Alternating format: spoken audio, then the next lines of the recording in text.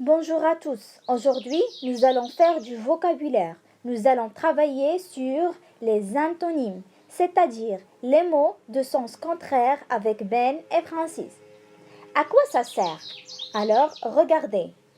Ben est chez lui. Il éteint la lumière. Le contraire est allumer la lumière. Éteindre et allumer sont deux mots de sens contraire. On dit que ce sont des antonymes. Donc, les antonymes servent à dire le contraire. Suivez bien. Les mots antonymes sont des mots de sens opposé. On dit aussi des mots de sens contraire. Par exemple, grand et petit. Si on dit Ben est petit, alors le contraire Ben est grand. Vous faites attention, les mots antonymes en plus d'avoir des sens contraires sont de même nature. Regardez bien, petit et grand sont des adjectifs. Les antonymes peuvent aussi être des verbes. Prenons un exemple. Allumer et éteindre comme vous avez vu au début. Ce sont des verbes. Le verbe éteindre veut dire le contraire d'allumer. Alors, les verbes éteindre et allumer sont des antonymes.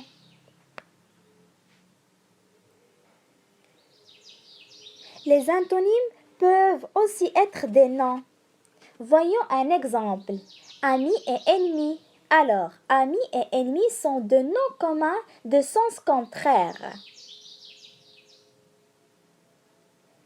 Si tu veux remplacer un mot par un antonyme, il faut faire attention au contexte de la phrase. Les autres mots de la phrase t'aident à connaître le contexte. Par exemple, du pain frais, un vent frais. On ne va pas remplacer l'adjectif frais par le même antonyme dans chacune de ces phrases. Dans la première phrase, du pain frais. Si on veut dire le contraire, ça sera du pain rassis. Dans la seconde phrase, un vent frais, c'est-à-dire un vent froid. Pour dire le contraire, ça sera chaud. Alors chaud est l'antonyme de froid. Prenons maintenant quelques exemples pour bien comprendre. Suivez bien avec moi. Je vais vous montrer.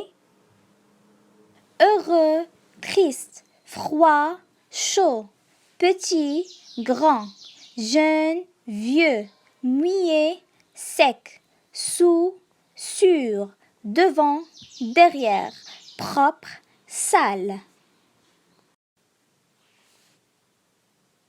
À l'extérieur, à l'intérieur, vide, plein, blanc, noir, riche, pauvre, léger, lourd, tiré, poussé, identique, différent.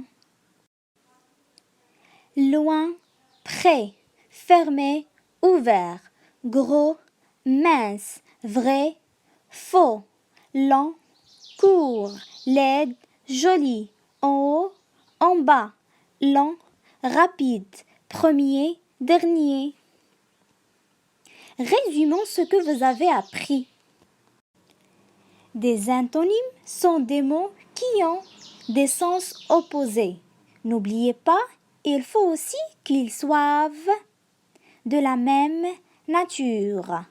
Et quand il faudra remplacer un mot par un antonyme, il faudra que vous fassiez très attention au contexte de la phrase.